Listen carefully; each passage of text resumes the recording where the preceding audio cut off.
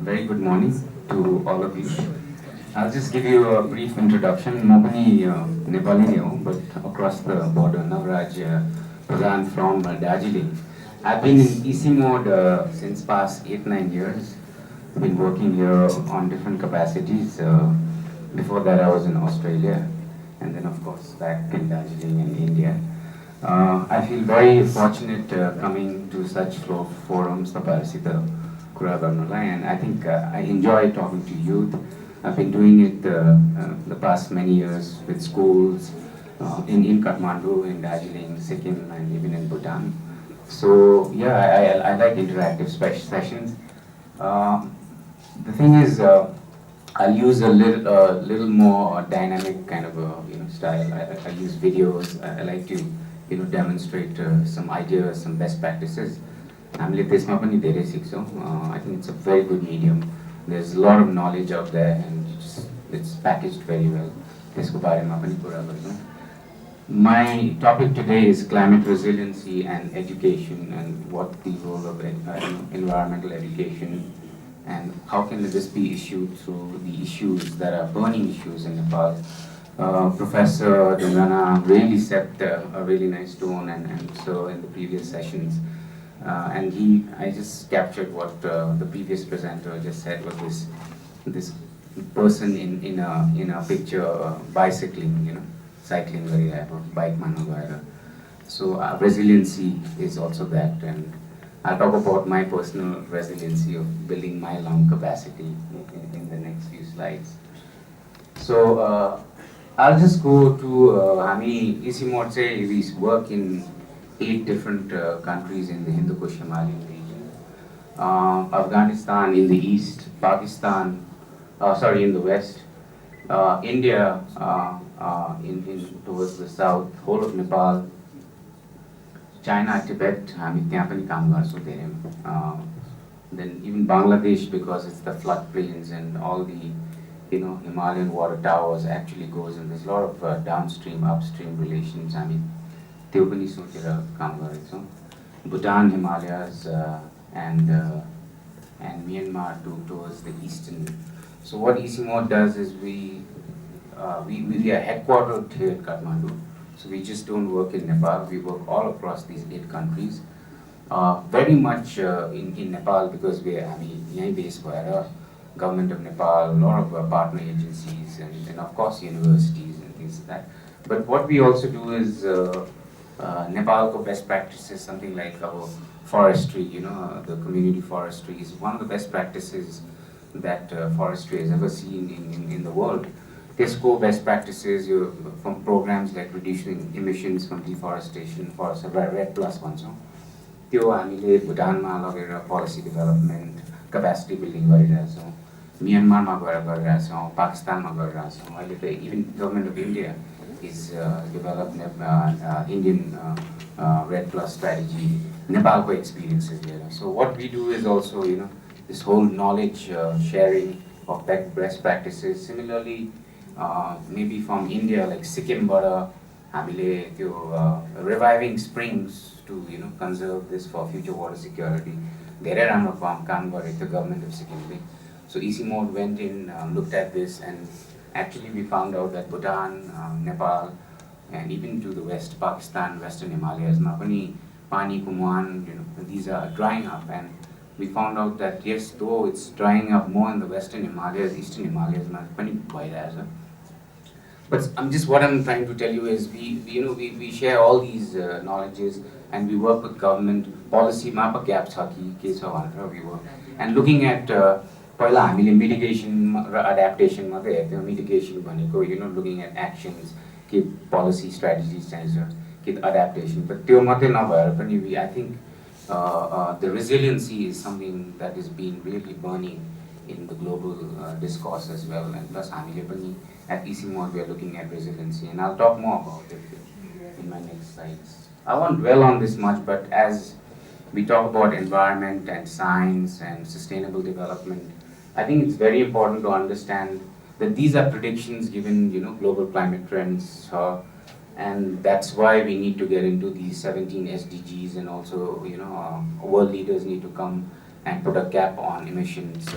The mitigation part. Then we also have data saying that Himalayas are more vulnerable than the rest. Yes, global climate trends, whereas there's increase in temperatures and thus melting of ice caps or glaciers or drying of water resources or rainfall or even extreme droughts. There are pointer kunchi you first go. So if we see this Himalayan region, this was again published in the IPCC mostly 6-7 years ago. But this also is not good enough because just take an example, यही वर्ष के अरे हाम्रो eastern Himalayas there was less rainfall compared to the western Himalayas. हामीलाई यहाँ थाहा भएन काठमाडौँमा पनि moderate rain भयो, western Himalayas there was more rain. But as we go east, Darjeeling, Sikkim, तपाईँको Bhutan, and up to Arunachal Pradesh, there's very less rainfall there. So even these climate models, when you come into downscale climate models, हाम्रो region को लागि, it's there's a mismatch. And again, what we call environment science is I think we need to not call it science. It's post-normal science. It's you cannot predict it because you're trying to predict something like this, and then something like a monsoon variation just in the Himalayas also happened. So science ले पनि catch up गर्न सकेकै छैन. It's so vast that the environment, science or any other, even if you call it, from rainfall, you're trying to do predictions. हामीले catch up गर्नै सकेको छैनौँ. As scientists, as researchers, as practitioners, something else happens in the next 5 years, and then you're trying to catch up again. So what I mean to say is, I like this also very much from WCL. It says environment, education, and future.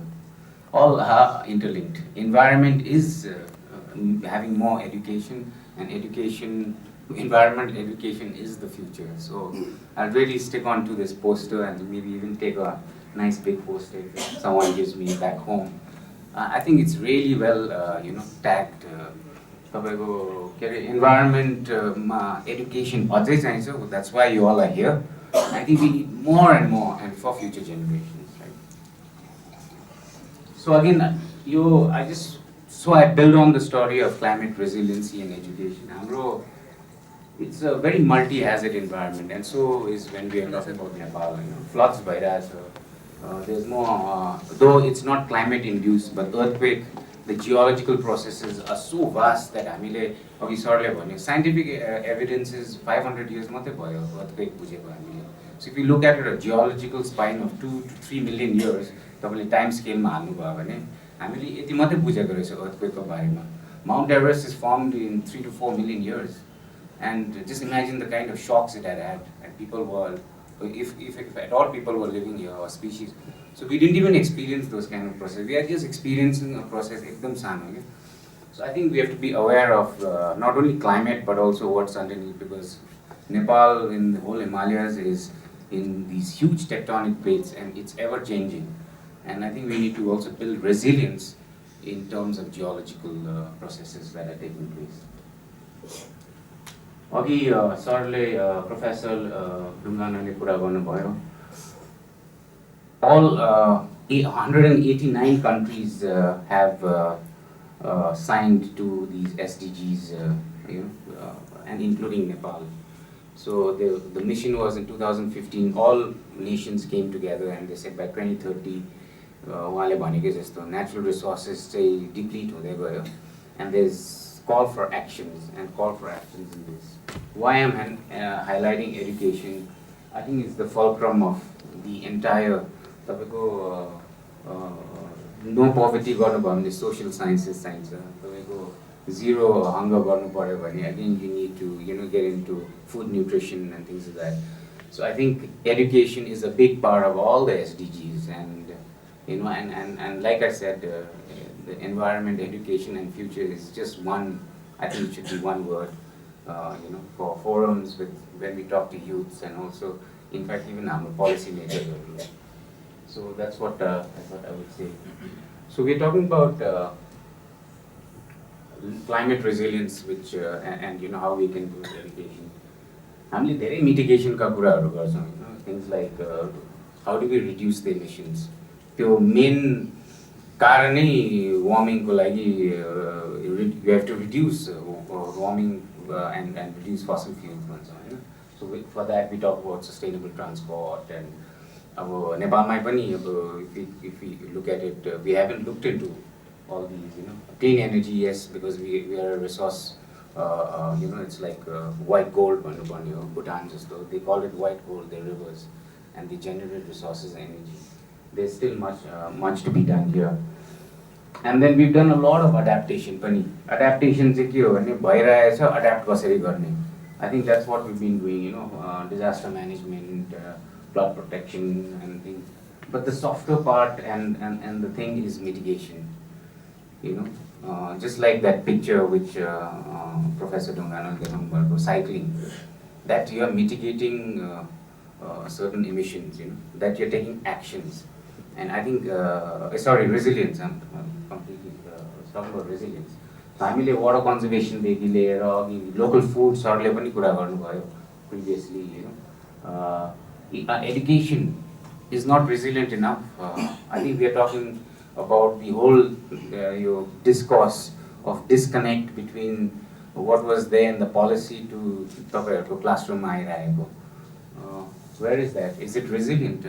I don't think so. There's a very nice young girl who said, that's not resilient. You're not even switching off your lights. Maybe it was solar powered and energy efficiency. Then we can think of even switching off on the lights. Things like that. So I think that is that needs to be looked into. So when we look at building climate resilience, it's much more than mitigation and adaptation. It's a softer side and it calls for action. Now, role of education to build resilience in Nepal, I think it has a big role.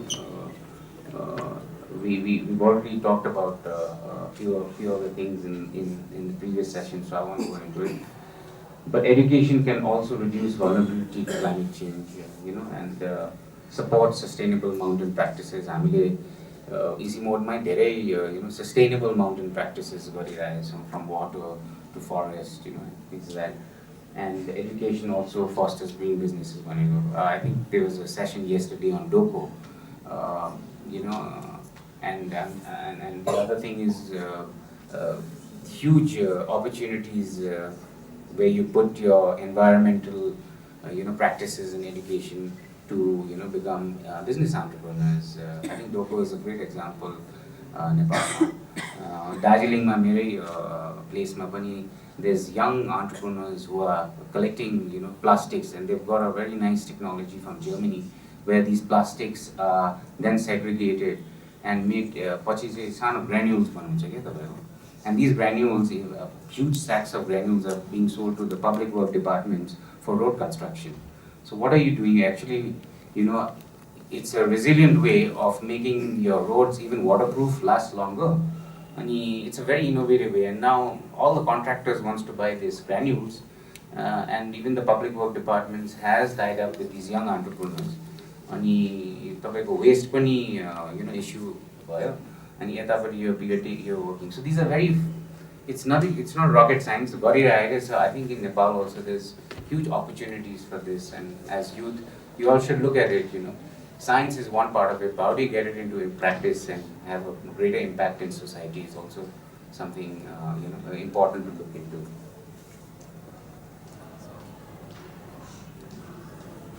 So how in ICIMOD are we building resilience and doing this education?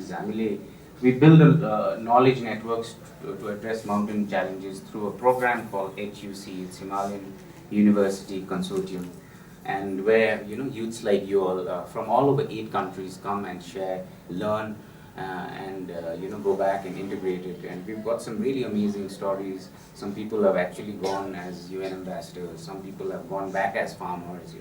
So we don't just think. I'll just take you through this and how हामीले पनि गरिरहेछ, and in the future people like you all also can participate and do it. So the Himalayan University is a network of universities and research think tanks in Hindu Kush Himalaya, and the values are mountain focus.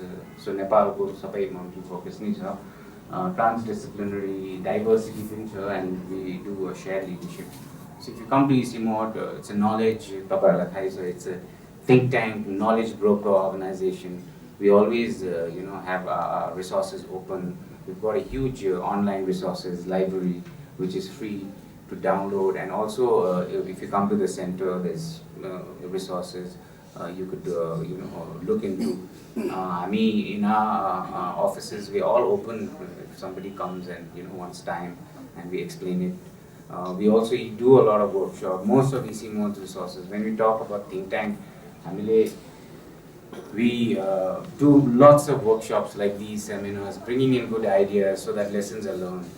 It doesn't happen just through research and scientific papers and then publishing it. How does it go as an outreach to youths, to policymakers, to practitioners, through these kind of programs? I won't go through them, but this is, we do fairs and, from Nyadeki Sustainable Development Global Goals, and of course, building a robust network of leaders, so people like you all, it's very important, we feel, and you see even Sustainable Development Goals and partnerships is one of the number 17 goals. So that's what we want to contribute to also. And linking institutions in the Hindu Kush Himalaya and evidence for action in the mountains. So that's what we do. Like I mentioned, Sikkim ko Springs, Reviving Springs program was so fascinating for Bhutanese government that we took the Bhutanese delegation to Sikkim from top to, down to, even landowners who had, water resources. Then we took the Sikkim government to Bhutan, and and training. So I think that's also important. There are best practices. You don't have to reinvent the wheel. So there's, people are doing very good services. It could be from education to practices to policy. And then, of course, we provide opportunities for researchers. I don't know, anyone has been to HUC in ICIMOD from here? Yeah? Himalayan University Consortium? Yeah, so I think, if you can share your experience and, learnings, it does add value. And we also take feedback of what's working, what's not working. And promoting sustainable development agendas. What we will talk about more, and I'll play a few videos based on farming, water, and energy. And this is what we look at it from, building resilient mountain villages or even landscapes. So I'll just stop and play this play. We're losing a while. So just before I go into this, this is a project called KTK Belt. I don't know if you've heard about it. It's in, I see that. It's a friend of mine. He's American Indian, American Nepali, and he's very passionate about biodiversity and farming and knowledge systems. Follow paper from communities. So it is the first vertical university they're planning to build in near Garan, called Yangshila. You all must go if you have the time. It's a very innovative project, and I think such kind of projects need to be highlighted more. And he's also a very good friend of mine, and it just gives you a glimpse of what they are planning to do and what their vision is in the years to come. So just enjoy. So they did win this crowdfunding, and they were able to raise almost $100,000, and it went even more. So, innovative projects by RAS and Nepal, it needs to get highlighted. I think it needs to even go right up to policies. And big organizations like ICIMOD should also integrate these kind of, innovations. So, again, I said, ICIMOD, we are a think tank organization. We incubate these good ideas. And why not have a vertical university across all the 8 countries in the Kush Himalayas? Is something we could also vision from our partners. So that's there. And talking about resilience, this is what I have been involved in personally. Not that I'm a hydrogeologist. मेरो background environment law and policy of Sydney, Australia. When I came back, I worked in ecosystem services and environmental economics. And then only 5 years back, I really got interested in because of course I'm also from the hills, and then pani ko muan sukeko revive garda, I found it really magical. Kasari cha garda rahecha bhanera, then I went to Sikkim to actually learn about this, and then I realized that 55 springs back in this was 5 years back, had been revived using simple techniques of finding or recharge of certain springs, and it was what component missing was हामीले conventional watershed approach मा चाहिँ के हेर्छ भने माथि surface मात्रै हेर्छ के तपाईको नि, then we dig bunds and water harvesting techniques, but whole missing component to spring recharge was the geology. We don't look at how water infiltrates in a certain area, goes down depending on the rock type, what kind of aquifer systems are, and where there's a fracture, the spring muan putera aउँदो रहेछ. That's very, it's not rocket science if you demystify it. So I went and did a 15-16 day hydrogeology crash course in Pune just to understand this, because I come from a non-science background, but I found out that then I could talk rocks, phyllite, the hilera, sabai, and I found out that even these organizations who had developed these courses had gone trained farmers in Uttarakhand, Himachal Pradesh, and here when I went to those villages again, these villages are talking about here recharge area yahan hai, and this is these kind of rocks and artificial whatever aquifer, and this is the discharge volume. So it was very interesting. I think that's what we want to do in the future, is demystify and decode science, where even villagers and people like me also understand it. So I think that's what we're doing. हामीले कुरा गरिरहेको थियौँ, mapping of springs hasn't even been done. Kun springs which are vulnerable, हाम्रो त forget it, we don't even have those data of our springs that are all around Kathmandu. Which are these large discharge springs? How vulnerable are they to climate change? त्यहाँ development पो भएको छ कि छैन recharge area मा, and if so we need to conserve it. So these are the things that we are looking at, and we are we were successful यही साल कि National Planning Commission India मा पनि नीति आयोग भन्छ अहिले National Planning Commission lie.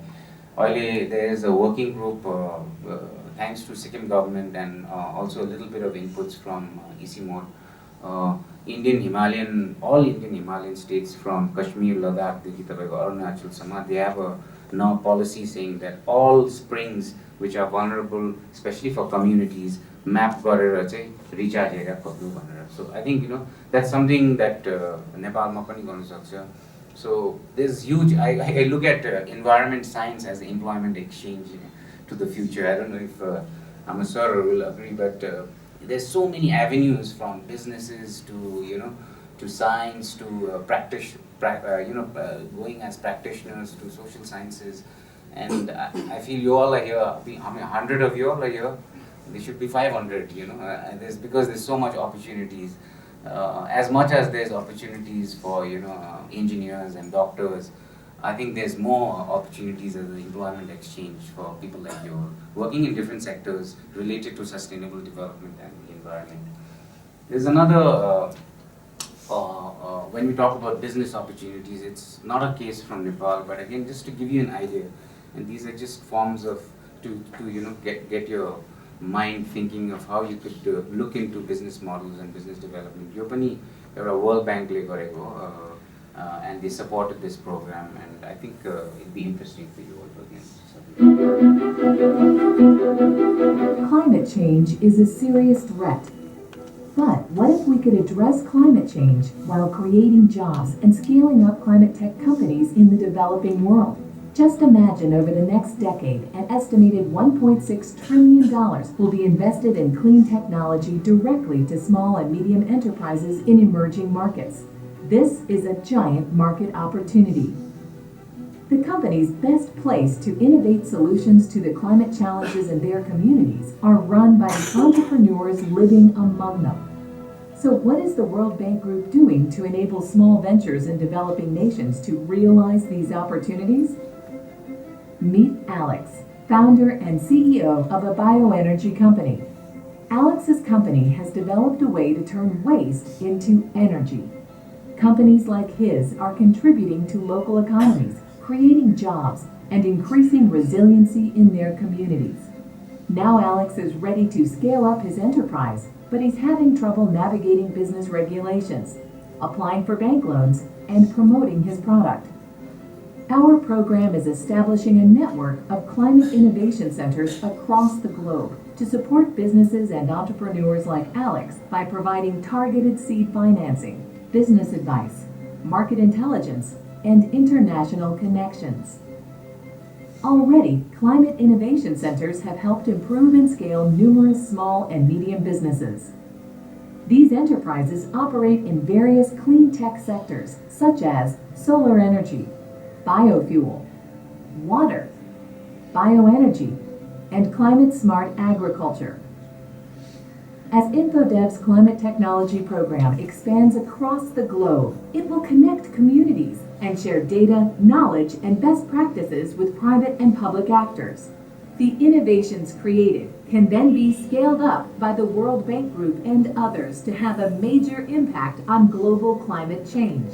By building innovative and competitive climate sectors in developing countries, we can improve livelihoods, increase investments, and create jobs.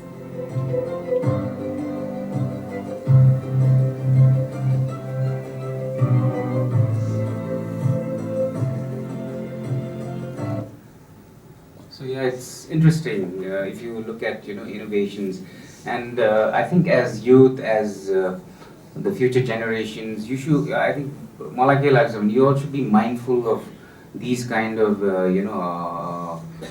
support systems that are there. I think I always believe impossible is nothing. जे गर्दा पनि हुन्छ. मैले policy र law पढ्ने मान्छेले hydrogeology सिक्न सक्छ भने I think you just have to have the interest to do it, to connect the dots, and that's very important.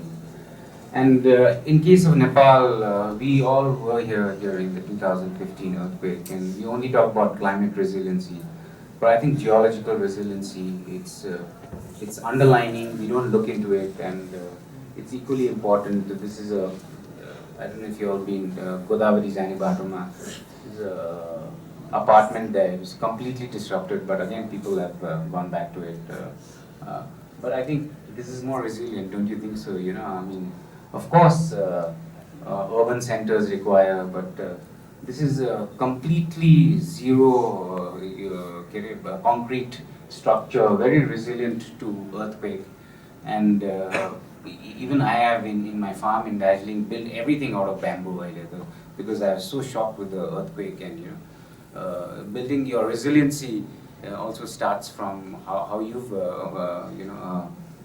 experienced shocks. It could be earthquake shocks to climate shocks, and I think these are some things that we need to look into apart from just looking at climate resilience. So education again, policies in place need to be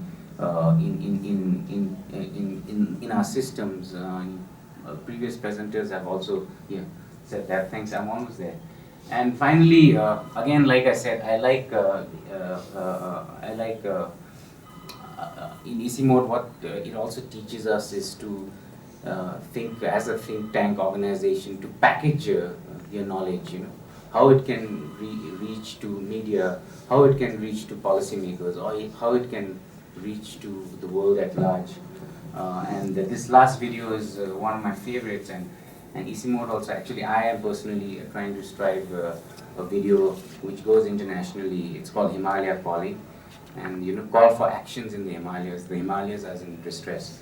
And I got inspired by this video, and like I said, you don't have to reinvent the wheel. We're going to do something similar in the next year, and hopefully you'll be able to visualize it when we do make it. So it's called Nature Speaks. It's by Conservation International. Most of you must have seen it. My favorite actress, Julia Roberts, is the narrator. And it's a powerful message, and I think you all should be also looking into this, how you look at mediums and things. It's just about 1.5 minutes, and accordingly I'll end my slides. So enjoy this as well. I really like a saying from this famous Infosys co-founder, Narayan Murthy. I really get inspired by, so I'm just paraphrasing. What he said was, we all have at some point eaten the fruit from trees that we did not plant. But in the fullness of time, when it is our turn to give, it behoves us in return to plant gardens which we may never eat the fruit of, but will largely benefit future generations like yours. Thank you for your attention. Yeah.